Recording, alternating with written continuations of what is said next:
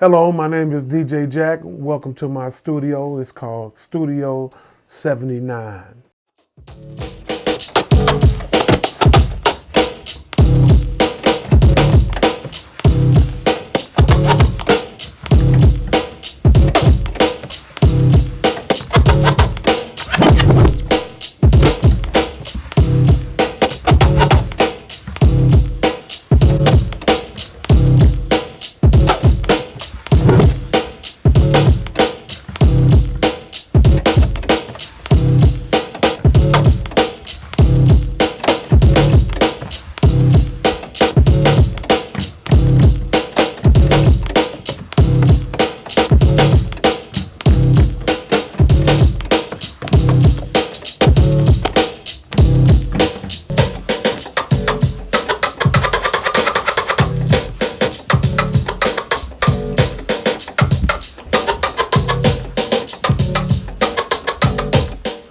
I've been DJing for 38 years.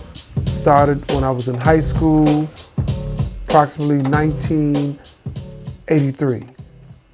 I love DJing. I've been involved with music all my life.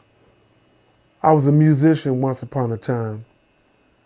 I started playing the bass guitar in 1978. So music has been a part of my whole life. So I just wanted to switch over to DJing, and I was actually doing both for a while. And I love DJing more than I love being a musician. I'm not even a musician anymore. I still enjoy being a musician. I'm just not focusing on the DJing. I probably will go back to it at a certain point.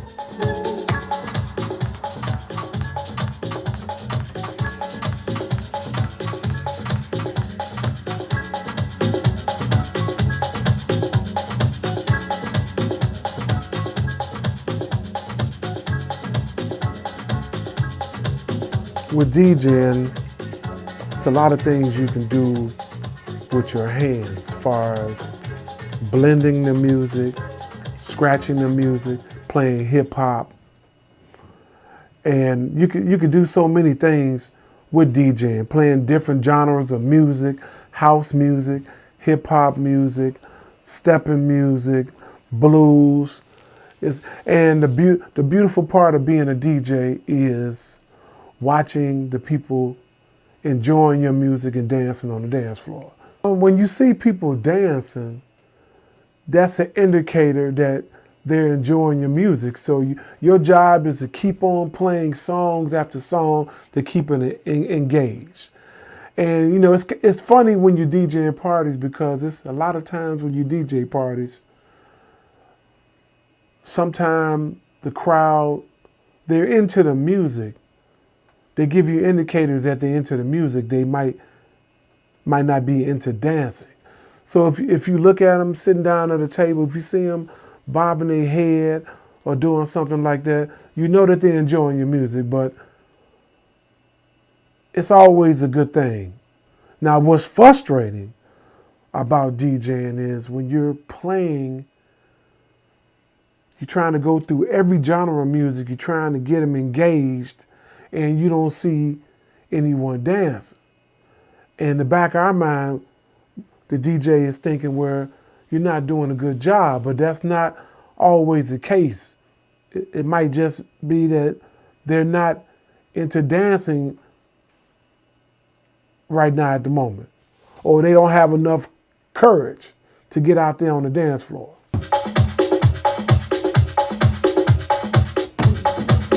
See, it's a different part of the song. Each cue point is a different part of the song.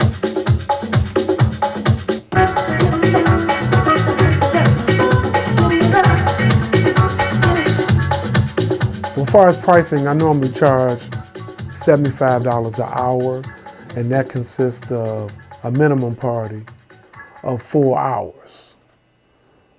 But a wedding can cost even more due to the fact that it's a wedding. I've done birthday parties, I've done fashion parties, weddings, any type of parties you can think of.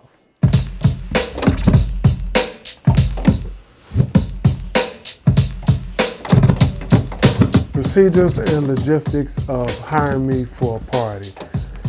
First, the person calls, we talk about a date, how many hours do they want the party to be, location, price, and then we'll set up a contract, and then we'll set up a date to sign the contract. Once we sign a contract, the client normally leaves a deposit. And then we go from there. We wait till the party and set up time. I bring the equipment in from my car, set it up. It'll take me about an hour. And then once I set all the equipment up, I do a test, make sure all the mics, everything is rolling and running good. And then I DJ the party for the Pacific time, which is anywhere between 4 to 6 hours. And then I break the equipment down, put it back in the car. Breakdown normally lasts about 30 to 40 minutes. Put it back in the car, drive home, take it back out of the car, bring it back into the house. DJing it's a hard job, and a lot of people don't understand what goes into DJing. They think just because you have a laptop and some equipment that you can play anything, and they don't want to charge, they don't want to pay you what you're worth.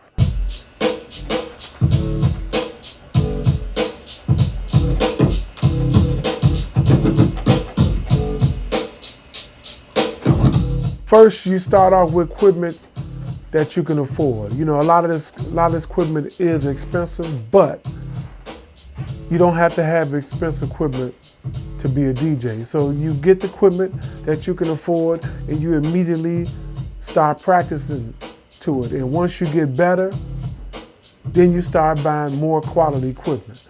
The quality equipment is gonna make your job easier. It's not gonna make you a better DJ. It's just gonna make your job easier. Far as the DJing, you have to learn how to put beats together, learn how to mix and blend. That's very important to DJ. Even though you don't have to mix to be a DJ, but mixing is an enhancement, and it will make your job easier, and you'll get more gigs if you know how to mix.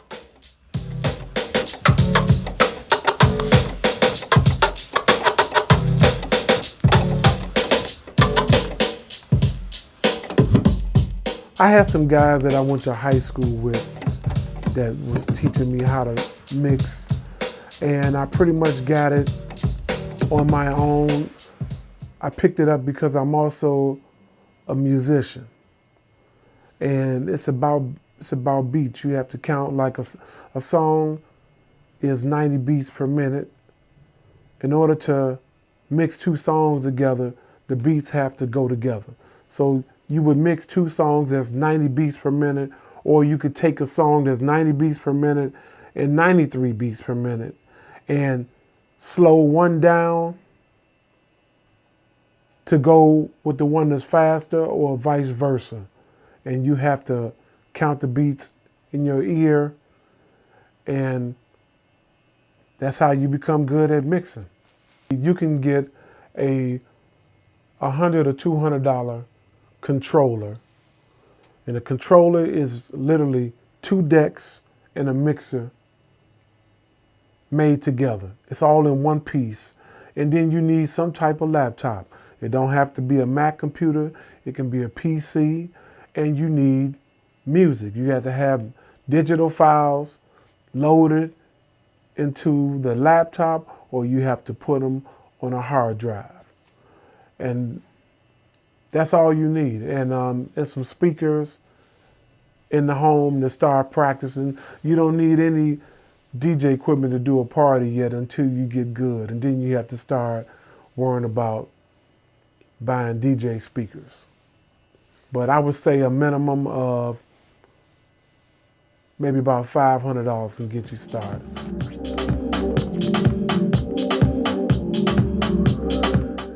The equipment is very expensive, so you have to know what the equipment does, and you have to know what you want to do with the equipment. So each equipment has different features. So you don't want to buy a piece of equipment and it doesn't do what you want it to do. Then you have to wind up selling it or trading it in. So what you always read all the features that the equipment do, and if it does everything that you want, then you buy the equipment, because the equipment comes out every year. So you have to be smart about when to buy. They have a NAMM show that's in January. That's when all the new equipment comes out. So you have to be smart when you buy equipment.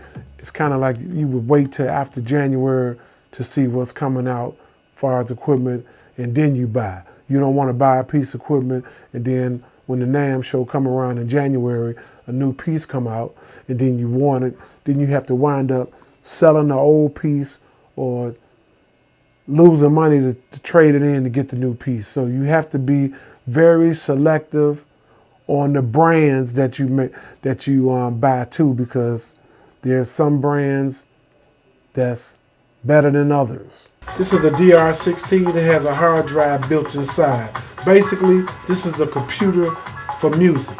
So all your music is stored in this hard drive, all your projects, your different projects that you're doing to the music. And this is also an editing machine.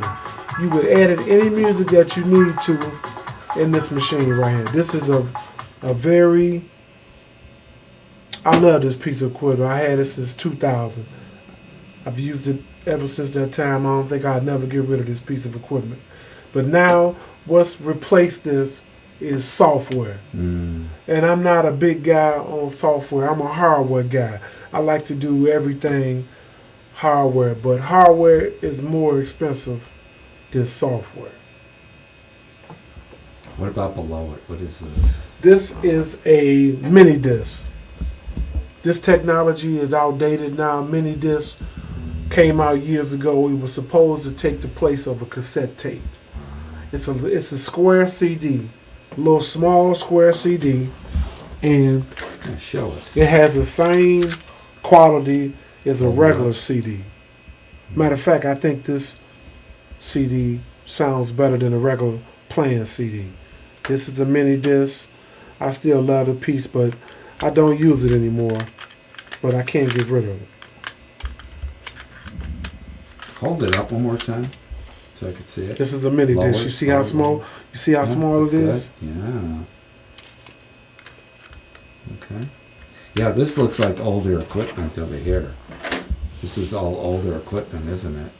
And I have a piece that's missing. It's actually in the shop right now. It's my baby. It's a Master Link. And this pretty much does the same thing as this, except it has a CD drive on it, and you can make CDs with it. Now this is a CD recorder. This is how I record all my mixes on this side. With this equipment right here, I record all the music into here, where a CD goes right here. And then after the CD is recorded, you finalize it. You have to hit this button. That's what burns the music into the CD. And then you take it out. This is a mixer. This is a regular DJ mixer, but I'm using it like a mixing board. So I have all this equipment that's inside this rack connected into here, and this is how I control and turn the volumes up and down off this mixer.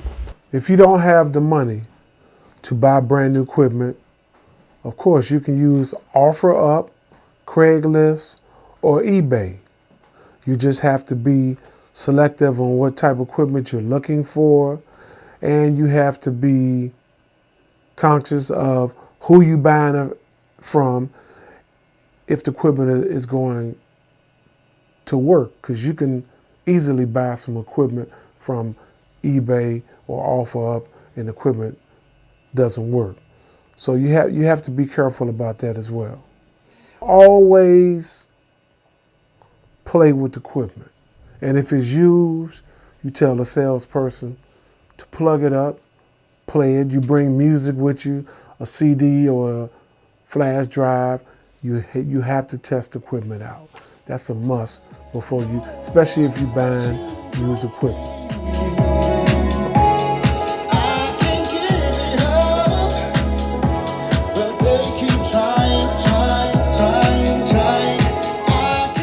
If you wanted me to put together some music, since we're not really using CDs anymore, we use hard drives. This is a hard drive, and also a flash drive, which is a jump drive. So I would put the music on a flash drive or a jump drive, and then I would charge it. Now the thing is, with that, you can get more music on a flash drive or a hard drive than you could a CD. A CD holds up to 17 songs, depending on how long or short they are. So CDs are just outdated. I love them to death, but they outdated. So everybody is doing music through hard drive or digital file. All right, this is a Rain controller. This is the younger brother to the Rain turntables in my other studio room. So a controller means that it's one piece. So this is literally 2 decks and a mixer put together in one piece. So turntable platter, you see the platters moving, but you notice that there's no tone arms and there's no needles. This is new technology that's been out since 2004. So the music is manipulated through a laptop. That's how you play the musical files on this controller, is through a laptop. And I'm using Serato, which is it's a DJ program.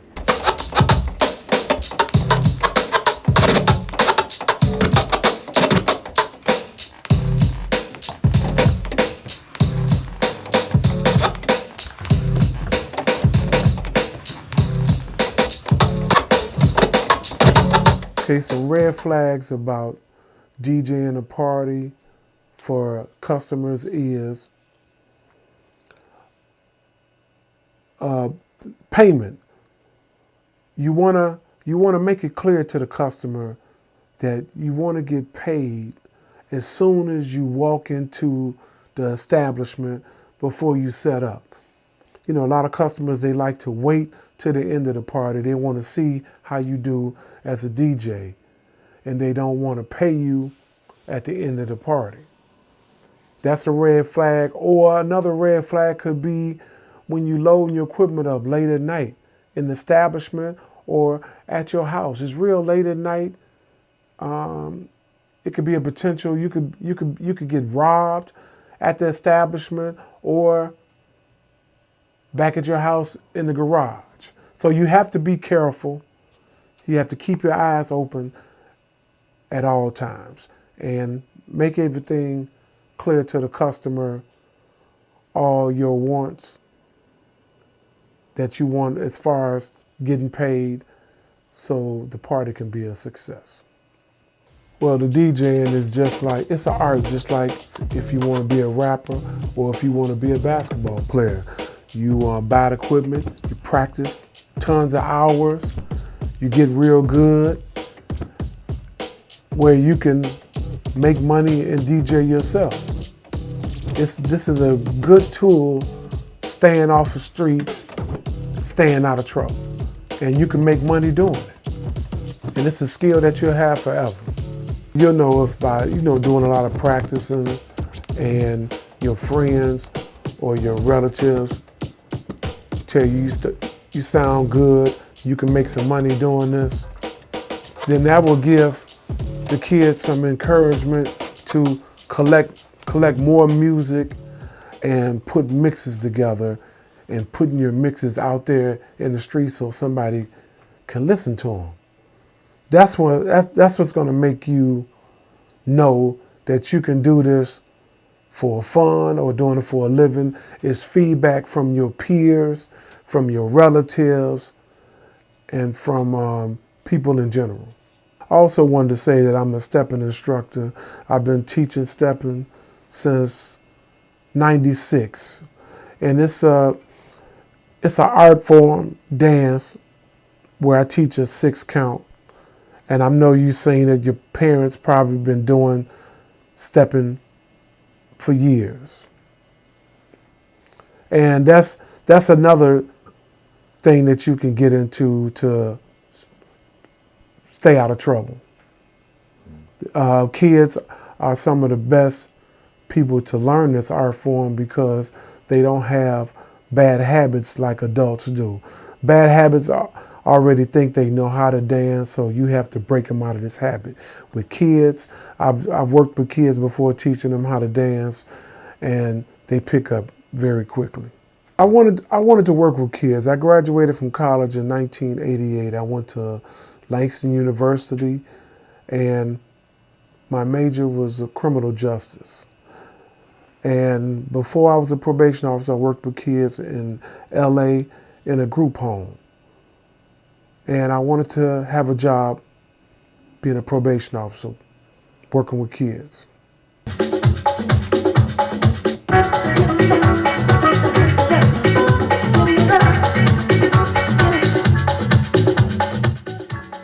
I want you to understand that